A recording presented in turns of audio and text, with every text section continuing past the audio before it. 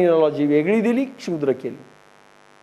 पण क्षुद्र म्हणजे अनटचॅबिलिटी हा अर्थ नंतर आला तसा नाही, आणि इथे जो भावार्थ आहे तोही तसा नाही.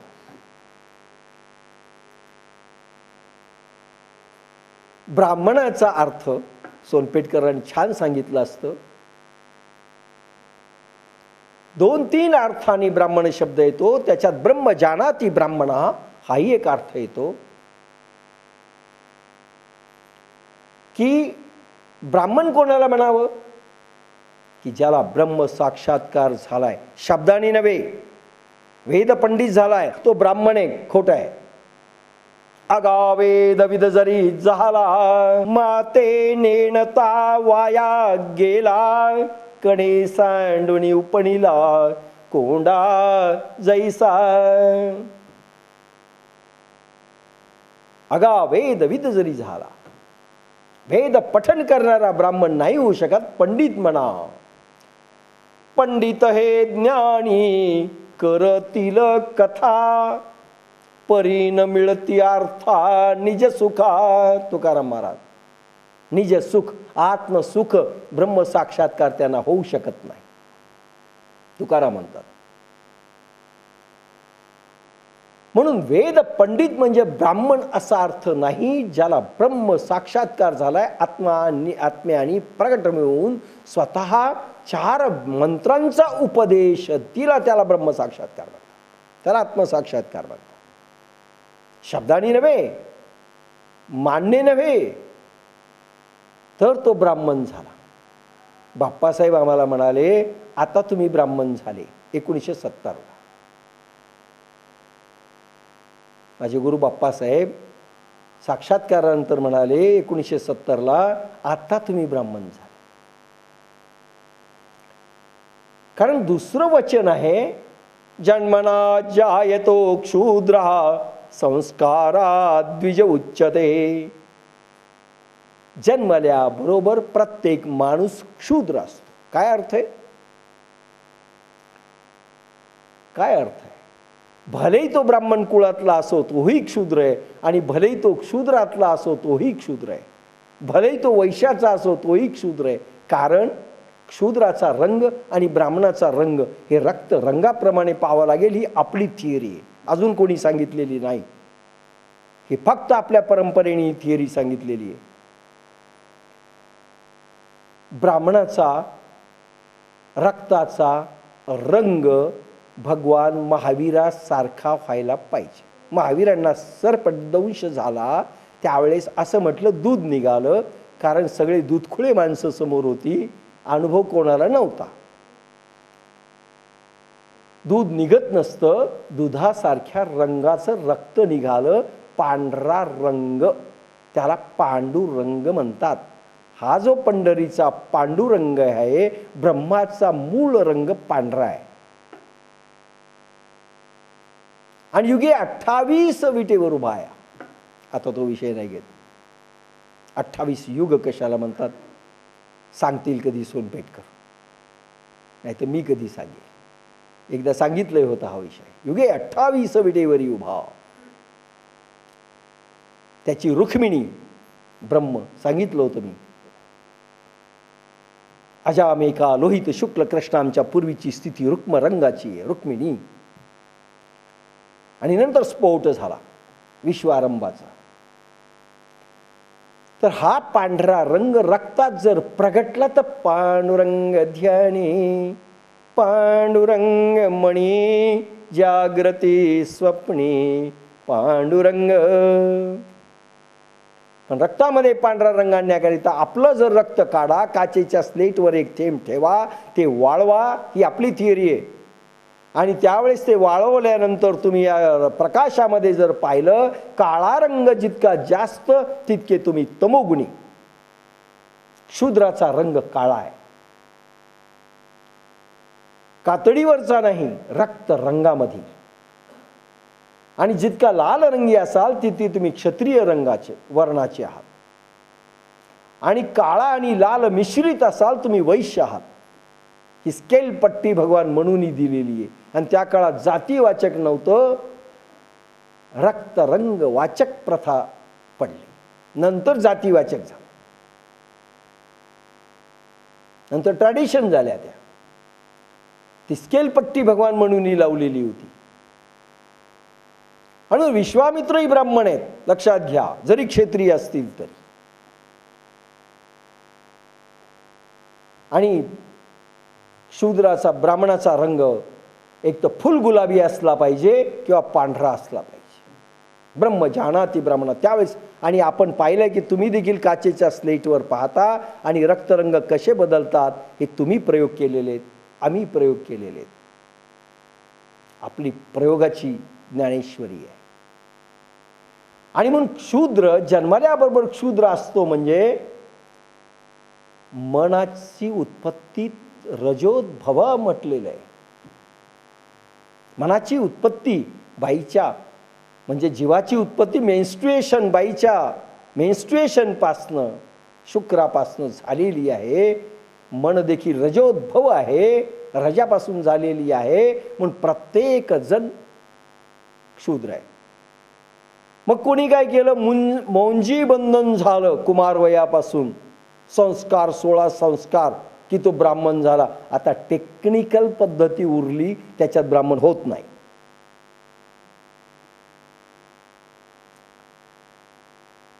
कुमार वयापासनं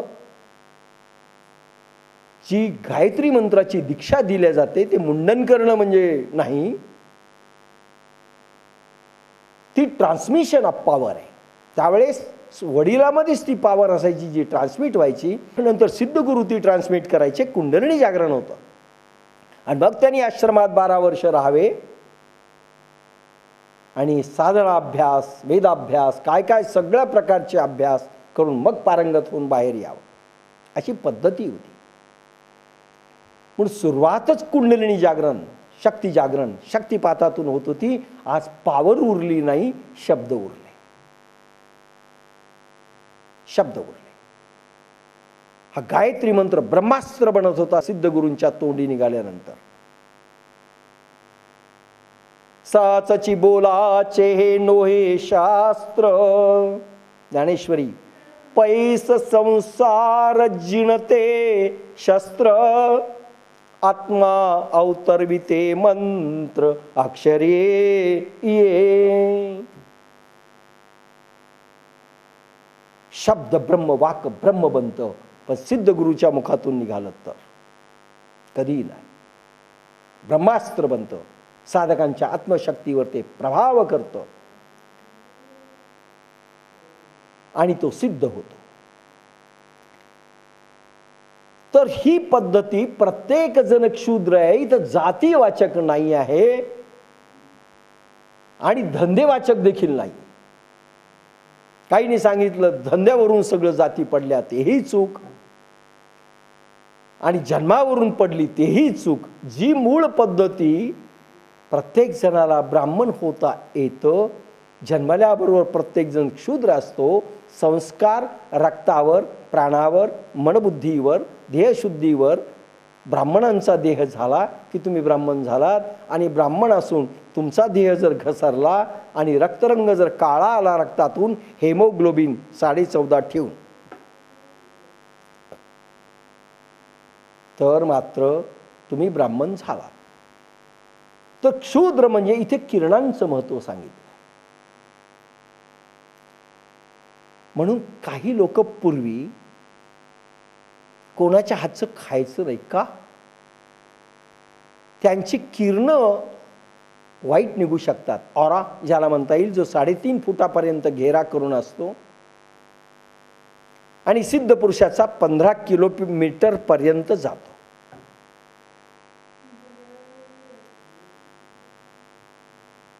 हा 3.5 फुटाचा घेरा हा जो सिद्ध पुरुषांचा नाही, आपल्या साध्या माणसाचा असतो.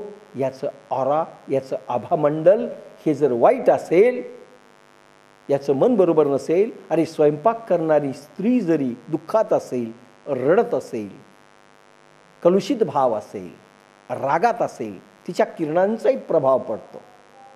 पण शूद्र म्हणजे असे माणसं की ज्याच्या रक्ताचा रंगच काळा आहे, ज्याची मनोवृत्ती काळी आहे, म्हणजे तमोगुणी आहे, तमोगुणी विचार, तमोगुणी आचार, तमोगुणी शरीर, तमोगुणी रक्तरंग, तमोगुणी बुद्धी, त्याचा विचारही तसाच निघेल, त्याचं मनही तसंच निघेल. त्याच्या घरचं अन्न खाऊ नये, त्या अन्नात दोष आहे, तुम्ही बिघडा, असा याचा अर्थ आहे.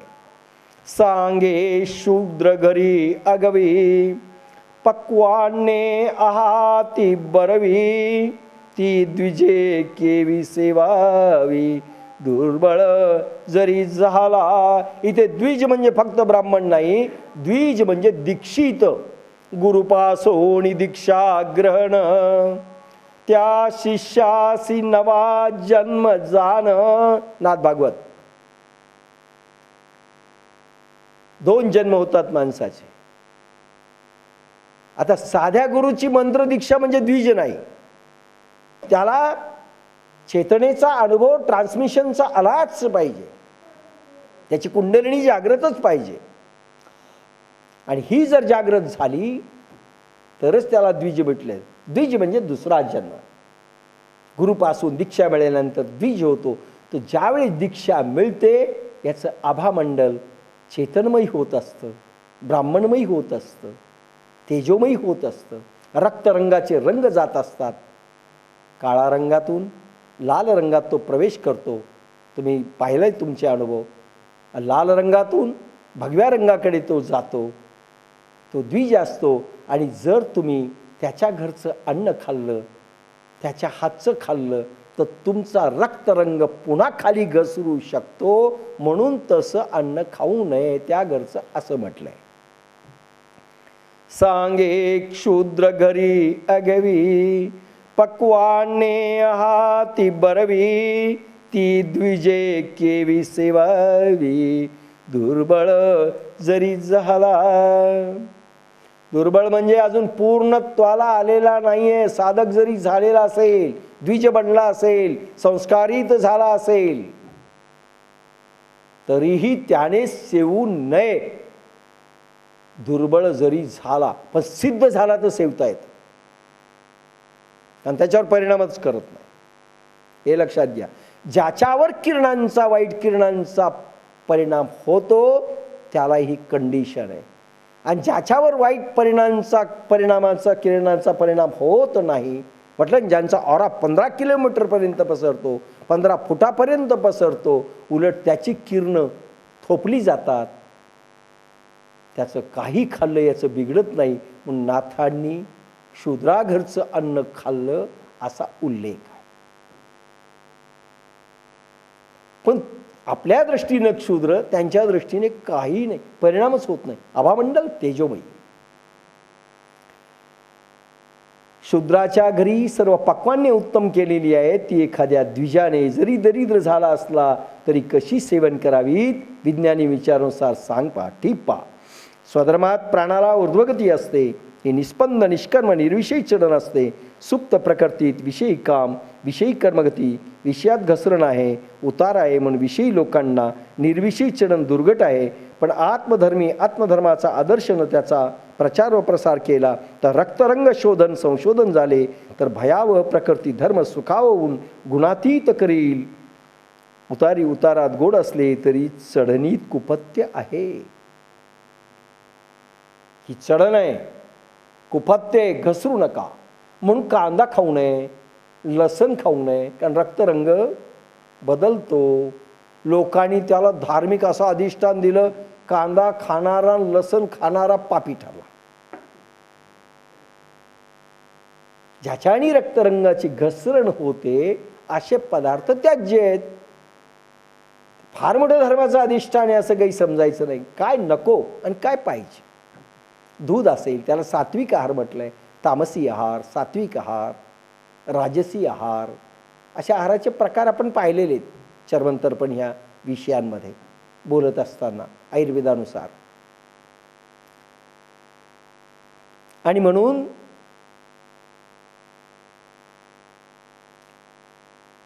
हे अनुचित कैसेणी कीजे, अग्राय केवी इच्छिचे अथवा इच्छिले पाविजे विचारी पाय. जे घेण्यास योग्य नाही ते घेण्याची इच्छा कशी करावी, अथवा इच्छिलेले देखील मिळाले तरी ते अयोग्य आहे, कुपथ्य आहे, ह्या विचारावरून ते कसे बरे घ्यावे. अग्राय हे अनुचित कैसेणी कीजे. जे घेण्यास योग्य नाही ते घेण्याची इच्छा कशी करावी. घेण्यास काय योग्य नाही. तामसी पदार्थ, तमोगुणी पदार्थ, तमोगुणी विचारांची माणसे सत्संगात असू नये, संगतीत असू नये. सत्संगती सदा घडो म्हटलंय ना रामदासांनी. सत्संग शब्द आहे. सत्संग लोकांनी अर्थ केले. जो कथा कीर्तन ऐकतो तो सत्संगी आणि भजनात जातो तो सत्संगी. अर्धवट आहे.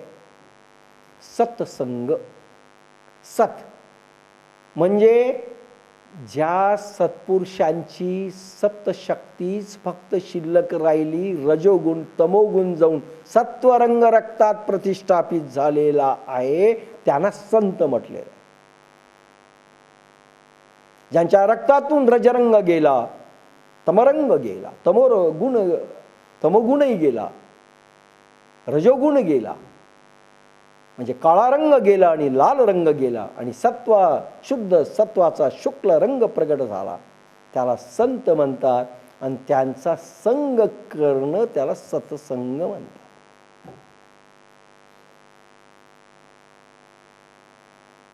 काय कथा वाचल्या आणि काही रक्तरंगात फरक पडला नाही. सत्संग झाला का प्रश्नार्थक चिन्ह देऊन उत्तर शोधायचं. शेवटी सायन्स आहे. गोल गोल गप्पा मारल्या, सायन्सचे नियम आपण बदलू शकत नाही. विज्ञान ज्या महापुरुषांच्या तोंडातनं शब्द निघाल्यानंतर ऐकणाऱ्यांना अनुभूती येते.